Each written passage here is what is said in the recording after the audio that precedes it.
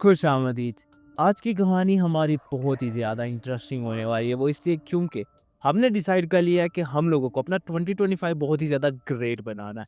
इतना ग्रेट कि जिसे देख के लोग बोलें कि यार ये वही इंसान था जिसको हमने आज से पहले देखा था, या ये टोटली चेंज हो चुका है। एक ऐसी पर्सनैलिटी जो कि लोगों की नज़रों में आने के बाद लोग हमारे फ़ैन हो जाएँ। मैंने आपसे बोला था कि फ़ैन वाली कोई स्टोरी नहीं है, लेकिन हाँ, लोग आपको फ़ॉलो अप करने लगे और आपसे पूछें क्या तुमने कौन-सी ऐसी स्ट्रैटेजीज़ यूज़ की हैं, या फिर कौन-सा ऐसा काम कर रहे हो जिससे तुम इतने बेहतर हो गए हो? तो हम चाहते हैं कि हमारे साथ-साथ आप भी बेहतर हो। तो इसलिए हम कुछ ऐसे स्टेप्स लेकर आते हैं जो कि आपको फ़ॉलो अप करने के बाद काफ़ी अच्छी जो है ना ज़िंदगी गुज़ारने का मौका मिलेगा। अब ये 2025 आ चुका है और मुझे समझ नहीं आ रहा था कि मैं कहाँ से स्टार्ट करूँ। फिर मैंने चैट जीपीटी से हेल्प ली और मैंने उसको बताया कि ऐसे-ऐसे सीन है और ऐसे-ऐसे मैं करना चाह रहा हूँ। तो उसने मुझे कुछ सब्जेक्ट या कुछ टाइटल फ़ॉलो अप दिए जिसकी मदद से मैं आपके लिए 2025 काफ़ी मच बेटर बना पाऊँगा। लेकिन उसमें मुझे जो सबसे पहले चीज़ आप लोगों के लिए लेकर आनी थी वो थी इमोशंस।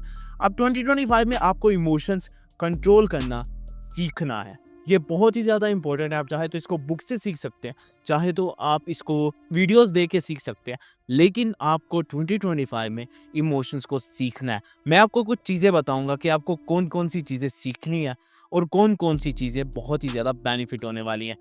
ऑल्दो मेरे पास कुछ ऐसे स्टेप्स भी इसी में ऐड होंगे जो कि आपको बताएँगे कि आप कैसे अपने इमोशनल इंटेलिजेंस को बेहतर बना सकते हैं। याद रहे कि 2025 में आपको जो पहली चीज़ सीखनी है वो है इमोशन इंटेलिजेंट, क्योंकि जब तक इमोशंस आपके कंट्रोल में है तब तक हर चीज़ आपके लिए है, और जैसे-जैसे चीज़ें साइडलाइन होंगी उस सूरत में इमोशंस भी इफ़ेक्ट होते हैं। हर केस में इमोशंस इफ़ेक्ट होते हैं, इसीलिए इमोशंस बहुत ही ज़्यादा वैल्यूएबल हैं। चाहे आप कहीं भी चले जाएँ, दुनिया के किसी भी कोने में चले जाएँ, इमोशंस इमोशंस हमेशा से रहते आए हैं। तो इसको चेंज करना नामुमकिन है, लेकिन जब आप इसको सीख जाएँगे, you can control for your benefit and control for your own emotions life. तो चलिए कहानी का बकायदा आगाज़ करते हैं।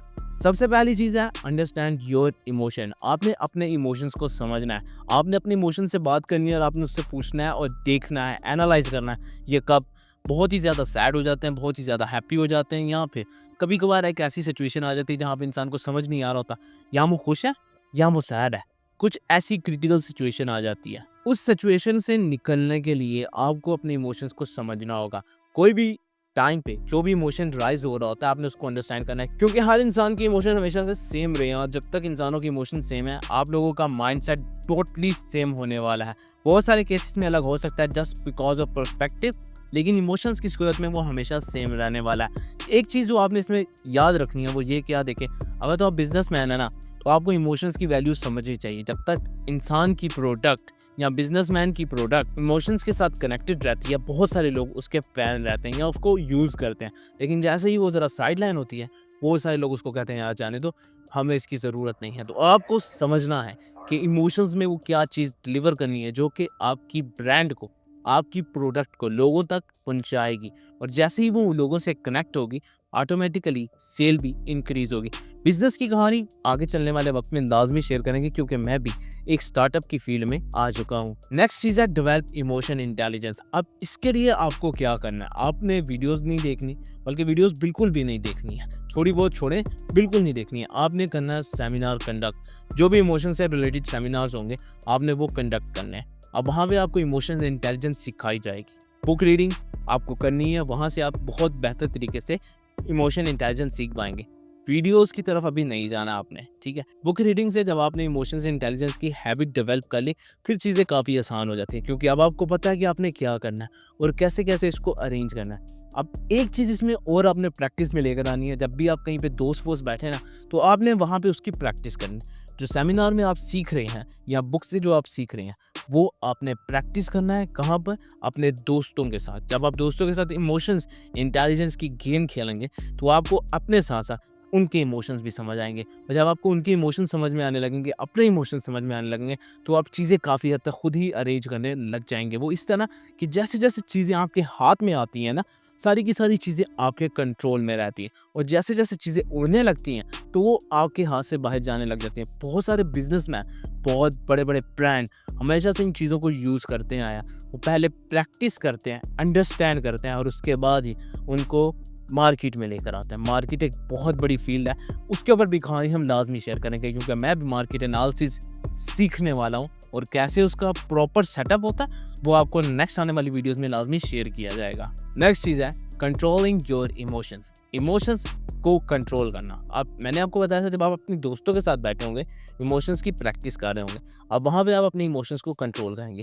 इमोशंस को बेसिक जो तरीका है ना कंट्रोल करने का, वो ये कि जब भी इमोशंस राइज़ हो, आपने उसको 10 सेकंड्स का या 5 सेकंड का ब्रेक देना है। एक ऐसा ब्रेक जो कि आपको बताएगा कि आपने इमोशंस को कब राइज़ अप देना है। मोस्ट ऑफ द पीपल्स इसके ऊपर अप्लाई काम करते हैं, तभी वो इतने कामयाब है। इवन कि मैं खुद इस काम में फेल हो जाता हूँ उस सूरत में जब मैं अपने दोस्तों के साथ बैठा होता हूँ और मैं कंट्रोल करने की कोशिश करता हूँ, लेकिन हमारी कम्युनिकेशन हमें रोक लेती है और हमारे इमोशंस को ना डिस्ट्रॉय कर देती है। अब नॉर्मल लोगों के दरमियान में ये इमोशंस कभी भी राइज नहीं होते हैं, लेकिन दोस्तों में होते हैं। आपने अपने दोस्तों के साथ बैठ के जब इसको प्रैक्टिस कर लिया तो चीज़ें काफ़ी मैनेजेबल हो जाएंगी। आप कहीं भी जाएंगे तो ऑटोमेटिकली आप चीज़ें अरेंज कर पा रहे होंगे, इमोशंस को समझ पा रहे होंगे, इमोशंस को कंट्रोल कर पा रहे होंगे। वहाँ पे आप इस चीज़ से ये भी अंदाज़ा लगा सकते हैं कि कौन सा इंसान क्या सोच रहा है और किसके बारे में सोच रहा है। इमोशंस इंटेलिजेंस इतनी पावरफुल है, सामने वाले इंसान की सोच को कंट्रोल करने की, उसके थॉट को कंट्रोल करने की भी पावर देता है, लेकिन ये बहुत ही ज़्यादा प्रैक्टिस मांगता है। और जैसे जैसे प्रैक्टिस इंक्रीज होती जाती है वैसे वैसे कंट्रोल भी काफ़ी मच बेटर हो जाता है और आप एक वक्त पे आप एक ऐसे मुकाम पे पहुंच जाते हैं जहां पर इमोशंस आपके आगे पीछे घूम रहे होते हैं और आप अच्छे से समझते हैं कौन सा इंसान वैल्यूएबल है और कौन सा नहीं। मोस्ट ऑफ द पीपल इस चीज़ को फॉलो अप करते हैं और वो कहते हैं यार हाँ अब बेहतर है, लेकिन उस वक्त वो बेहतर नहीं होता था। लेकिन आहिस्ता आहिस्ता करके चीज़ें काफ़ी हद तक बेहतर होना स्टार्ट हो जाती हैं। Just because of your emotions control आप इन चीज़ों को काफ़ी अच्छे से अरेंज कर पाएंगे। प्रैक्टिस करना मत भूलिएगा क्योंकि प्रैक्टिस मेक्स मैन परफेक्ट और 2025 में आपको परफेक्ट बनना है। अब आपको अपने इमोशंस को मास्टर करना है तो उसके लिए कुछ स्टेप्स होने चाहिए। वही स्टेप्स मैं आप लोगों के सामने शेयर कर रहा हूँ। देखिए ये स्टेप्स बहुत ही ज़्यादा वैल्यूएबल हैं उस सूरत में अगर आप इनको डेली प्रैक्टिस करेंगे। 3 स्टेप्स हैं और बहुत ही ईजी स्टेप्स हैं, लेकिन ये काफ़ी टफ उस सूरत में हो जाते हैं जब इंसान इनको कंट्रोल नहीं कर पा रहा होता। इतने ज़्यादा हैवी हो जाते हैं ये इंसान पे कि इंसान कहता है कि ये मैं क्या कर रहा हूँ, क्यों ये सारी चीज़ें मेरी समझ से बाहर होती जा रही हैं। मैं इनको बेहतर तरीके से अरेंज करना चाहता हूँ लेकिन ये अरेंज नहीं हो रही है क्योंकि आप तब तक अपने आप को मास्टर नहीं कर पा रहे हो, तो ये स्टेप्स आप फॉलो अप नहीं कर रहे होते हो। इसी में हमारा जो पहला स्टेप हमें बताता है वो कहता है आपने मेडिटेशन करनी है। आपको मेडिटेशन करनी ही करनी है सुबह के वक्त में।